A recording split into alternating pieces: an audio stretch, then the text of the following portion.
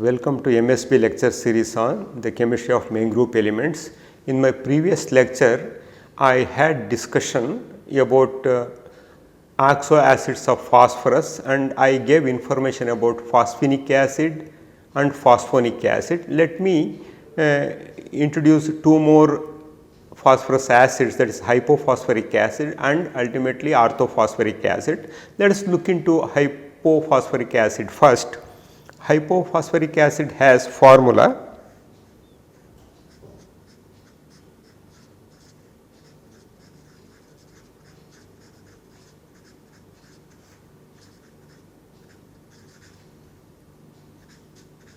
H4P2O6. Okay. The reaction between red phosphorus and NaOCl or NaClO2 yields Na2H2P2O6. Okay. Dehydration using P4O10 gives H4P2O6. That means dehydration using, if you take this one and if you perform dehydration using P4O10, that gives H4P2O6, and the first indication of a PP bonded dimer came from the observation. The acid was diamagnetic and X-ray diffraction data for the salt was found to have this composition.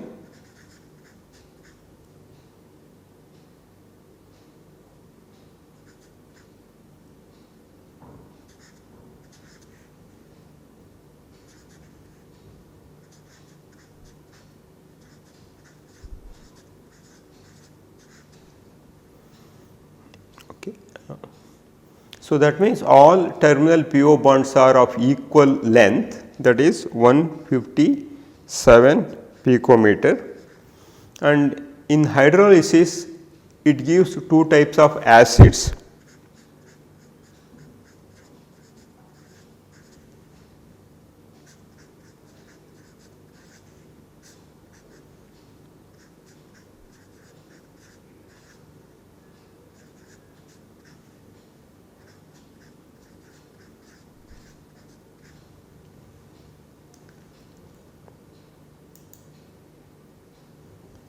Now, let us look into phosphoric acid, and one can prepare phosphoric acid by treating calcium phosphate with sulfuric acid.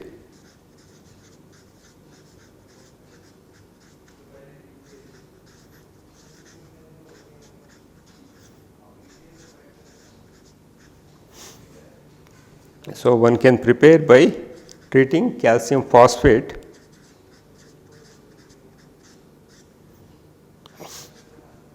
with sulfuric acid.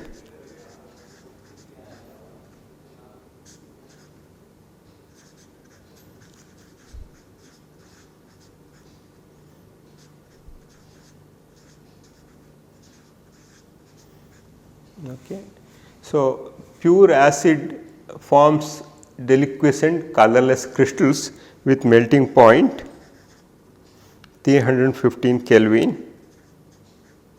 Is white crystalline solid. It has a molecular structure with POH and PO bond, distance of 157 and 152. So, let me write the structure for you.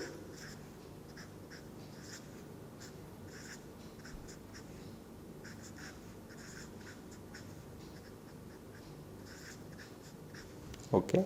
So, here this PO bond distance is 152 and this is 157 PO bond, 157 picometer. This is 152 picometer.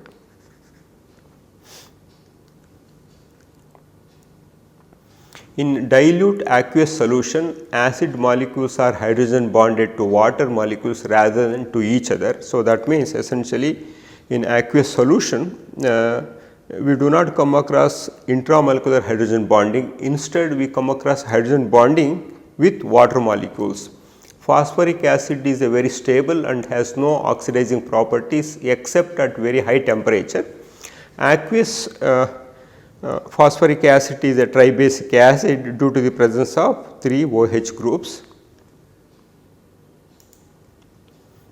When phosphoric acid is heated to 510 Kelvin, it is dehydrated to diphosphoric acid, that is H4P2O7. So, when phosphoric acid is heated to 510 Kelvin, it forms H4P2O7 plus H2O, and further heating yields triphosphoric acid.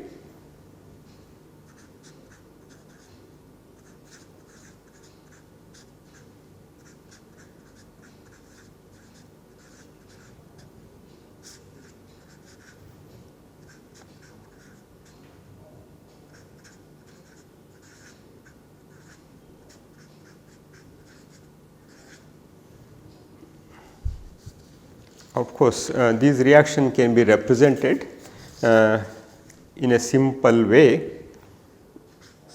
For example, okay, so one can write something like this and another one. Okay, and essentially here condensation takes place through the elimination of water molecule.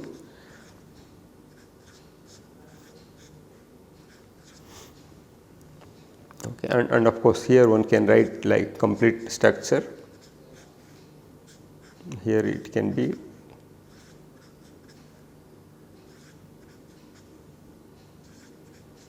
so this how one can start writing having POP linkages, polyphosphates or polyphosphoric acid. Okay. So, now with this let us begin discussion on polyphosphates. If acid phosphates such as NaH2,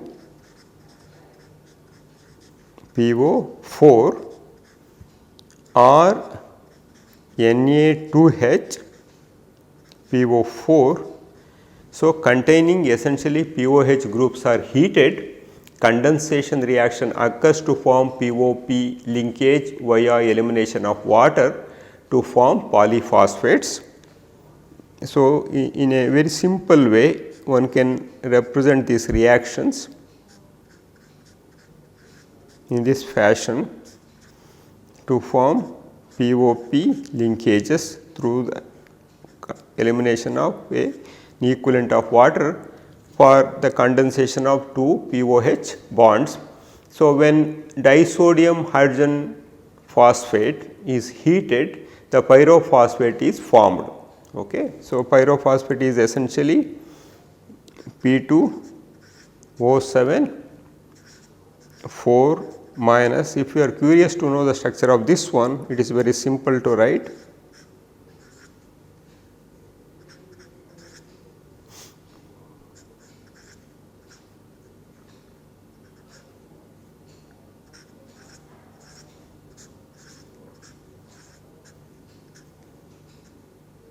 Okay, so, if you count P2 1, 2, 3, 4, 5, 6, 7 and 1, 2, 3, 4, 4 negative charges. So, this is pyrophosphate. So, if you have one POP linkage, they are called pyrophosphate.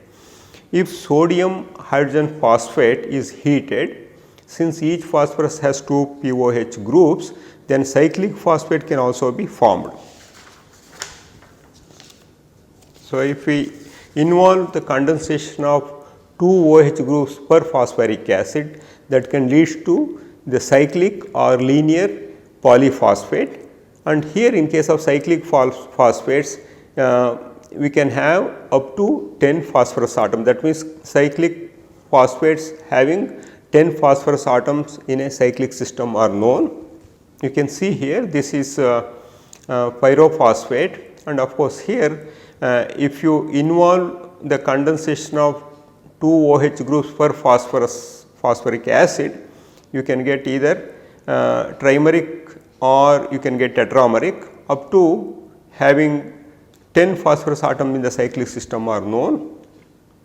They are essentially called polyphosphates, and linear polyphosphates containing long chains of PO 3N N minus. One can consider here, if you consider here as a monomer, this is PO3N having 1 minus charge. So, one can conveniently show the monomeric unit in this one,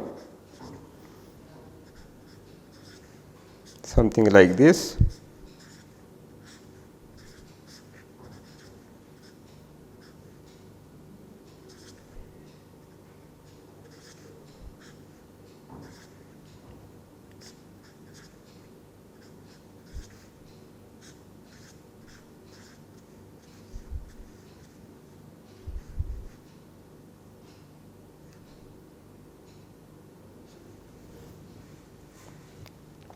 So, in this one what one should consider is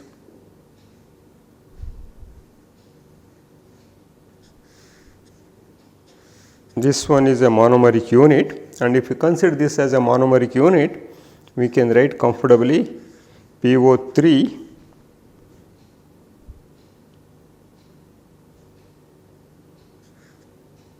N and N minus. So, N is 1, this is also 1. So, this how and of course, here by adding PO3 2 minus groups, we can terminate heating a mixture of HPO 4 2 minus and H2 PO 4 minus. So, we can control the chain length, and of course, here now if I want to add, I can keep on adding HPO 4 2 minus, and then if I want to terminate, you add another one having only one OH group, so that it links and the chain growth is terminated. Okay. So, when P3O9 3 minus is treated with OH minus ions, one of the POP group undergoes hydrolysis, giving the triphosphate. So, it continues, and of course, this triphosphate is used in detergents, is very important in detergents, this is used. Okay. Of course, for example, if I take a cyclic one here,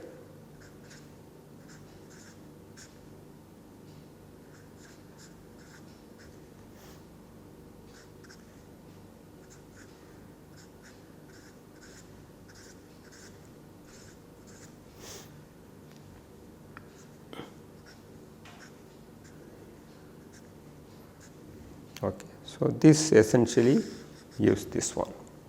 Okay. Yes, you treat this one with OH minus, one can conveniently get this. So, this is essentially P3 O10. You can count the charge now 1, 2, 3, 4, 5, 5 minus, one can write. Even if you do not know the charge here, once we know the composition, we know that in these compounds the oxidation state of phosphorus is 5, so that we should be able to write here. Okay. For example, this one P is accounts for P3 is 5 into 3 equals 15, and this is 10 into 2 20, and then the deficit is 5. So, you can have 5 minus here. So, you can find out this charge on it very easily. Okay. So, polyphosphates one can explain in a very similar way to polysilicates. So, we have here PO4 3 minus tetrahedra, there we had SiO4 4 minus tetrahedra, because there all are terminal bonds, whereas here one of the PO bond is P double bond O, it does not have any charge. So, it is PO4 3 minus is similar to SiO4 4 minus, and this is how the tetrameric structure can be represented in this fashion here. The simplest condensed phosphoric acid H4P2O7 is a solid at 298 Kelvin and can be obtained from reaction of PoCl3 with H3PO4. If we treat phosphoric acid with PoCl3, it leads to the formation of H4P2O7.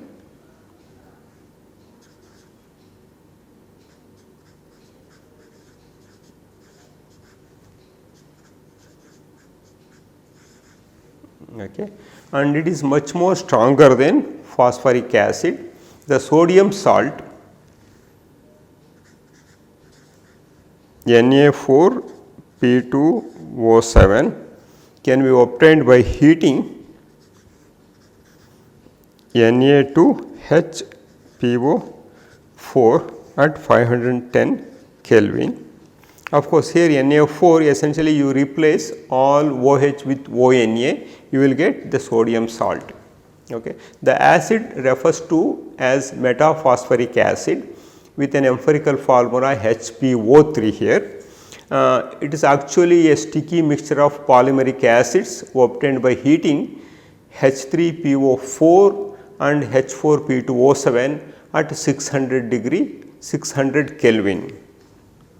So, that means if a mixture of H3PO4 and H4P2O7 is heated to 600 Kelvin, it gives metaphosphoric acid having composition HPO3. Okay, you can see some of the all oxo acid structures I have shown here. This is phosphenic acid. You can see here it is monobasic acid because we have one OH group and of course 2 pH groups. And then phosphonic acid we have 2 OH groups, so it is a dibasic acid, and phosphoric acid has 3 OH groups, it is tribasic acid. Okay. Similarly, hypophosphoric acid, if you see here, it has 4 of them, so it is a tetrabasic acid, and similarly diphosphoric acid H4P2O7, we have 1, 2, 3, 4, it is also tetrabasic acid, and similarly H5P3O10 triphosphoric acid, we have 1, 2, 3, 4, 5. So, this is pentabasic acid.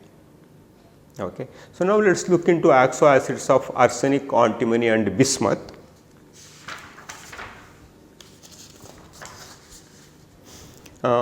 Arsenious acid, that is ASOH thrice or H3ASO3 has not been isolated so far. So, that means ASOH thrice or H3ASO3 is not isolated. Okay.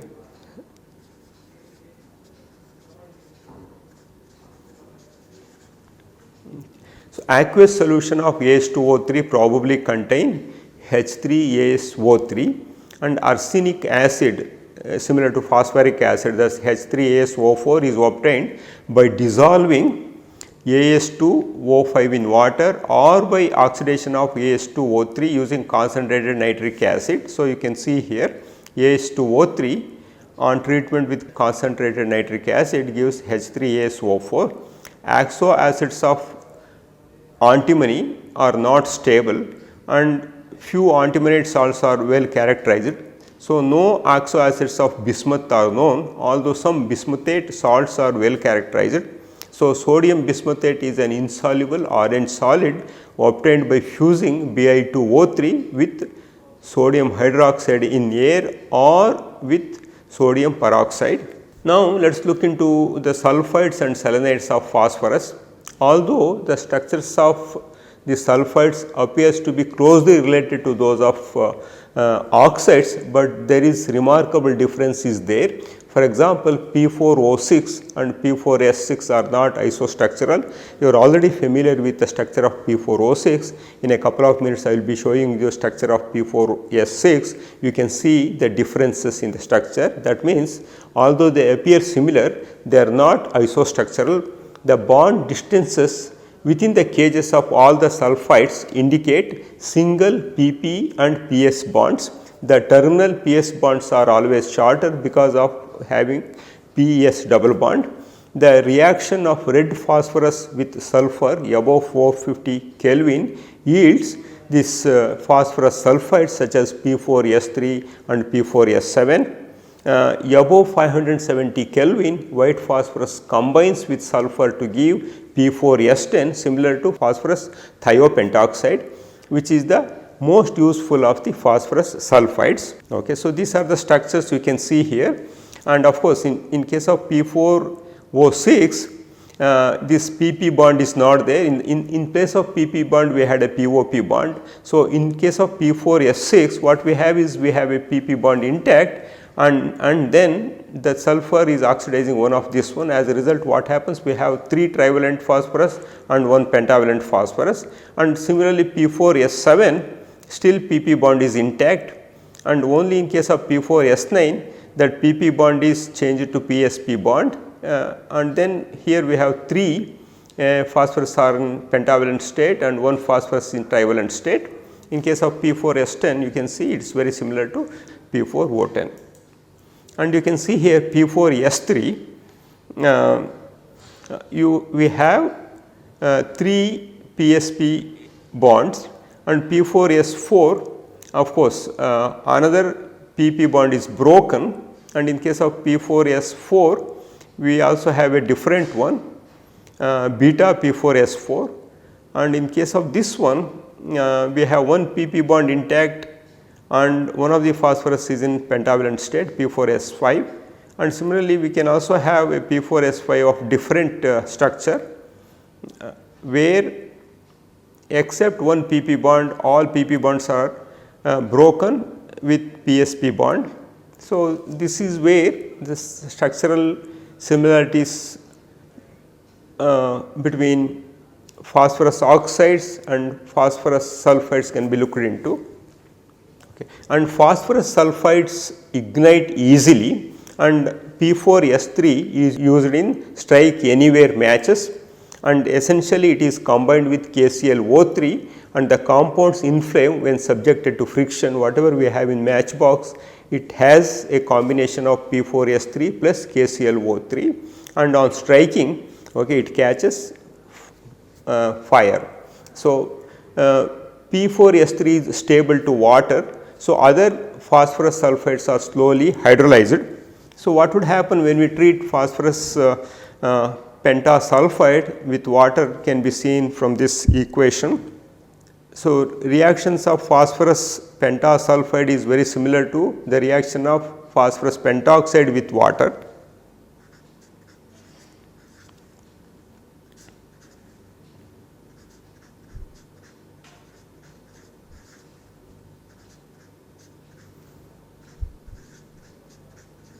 So, instead of 10 equivalents of water, what we are getting is 10 equivalents of hydrogen sulfide, and similar to phosphorus sulfides, phosphorus selenides are also known. For example, P2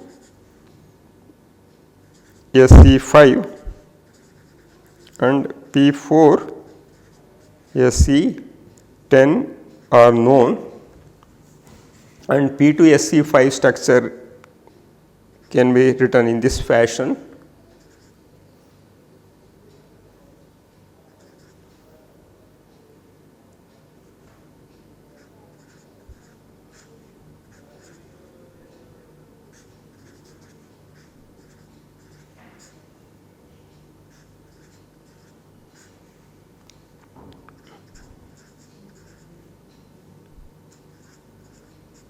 Of course, this kind of properties stems from the fact that chalcogens are known for undergoing catenation. That is the reason we see here having SE-SE bonds, and thus the composition is P2SE5. And of course, these compounds can be made by direct combination of white phosphorus with selenium under appropriate reaction conditions. In fact, arsenic and antimony sulfide ores are the major sources of group 15 elements. In the laboratory, As2S3 and As2S5 are usually precipitated from aqueous solutions of arsenides or arsenates. Reaction proceeds when H2S is passed slowly through the solution at 298 Kelvin.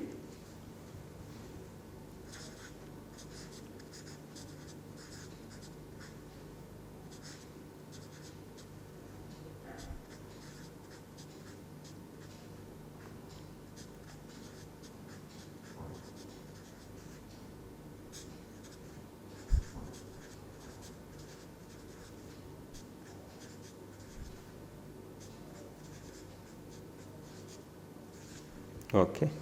Of course, here concentrated acid, if the temperature is lower to 273 Kelvin and the rate of flow of H2 is increased, one can get As2 S5. Same reaction if it is carried out at a lower temperature with a high flow rate of H2S, one can get As2 S5 instead of As2 S3. Okay. And the sulfides of arsenic such as As4S3, As4S4,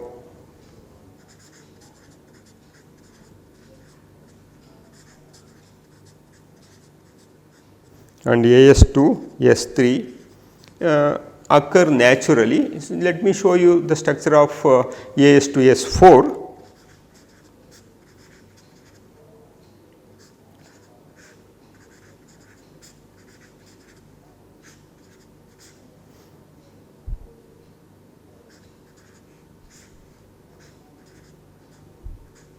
So, you should while writing structure, you should make sure that all arsenic atoms are trivalent, and whereas sulfur or chalcogens are divalent, and this distance is 249 picometer and this is 223 picometer. Okay. The bond distances in alpha As4S4 are consistent with ASAs and ASAs single bonds. So, in this view of the cage allows a comparison of S4N4. Of course, S4N4 compounds are very similar in structure to As4S4. The only well characterized binary sulfide of antimony is the naturally occurring ore stibnite, that is Sb2 S3.